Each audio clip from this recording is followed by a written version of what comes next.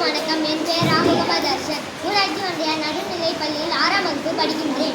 அனைவருக்கும் வணக்கம். என் பெயர் தீபக். நான் ஊராட்சி ஒன்றிய நடுநிலைப் பள்ளி கருமொழி தொகுதியில் 8ஆம் வகுப்பு படிக்கின்றேன். இப்போ நாங்கள் என்ன ரெடி பண்ணியிருக்கோம்னா வசதி கழிவு மேலாண்மை நிலையம்.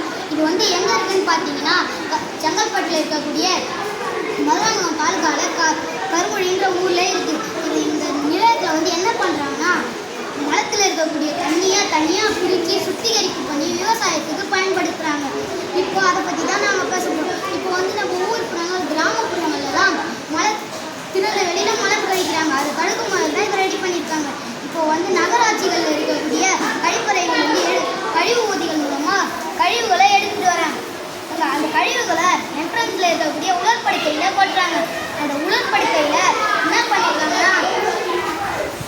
என்ன பண்ணியிருக்காங்கன்னா தடுப்பு திரைகள் வச்சுருக்காங்க. அந்த தடுப்பு திரைகள் மூலமாக அந்த மரத்தில் இருக்கக்கூடிய பருமணல் துகள்கள் இதர பொருட்கள்லாம் வெளியே வராத அளவுக்கு தடுப்பு திரைகள் வச்சுருக்காங்க. அதுக்கப்புறம் நெக்ஸ்ட் உலர்படுக்கையும் போடுறாங்க. அந்த உலர்படுக்கையில் ஒடிப்பான்மை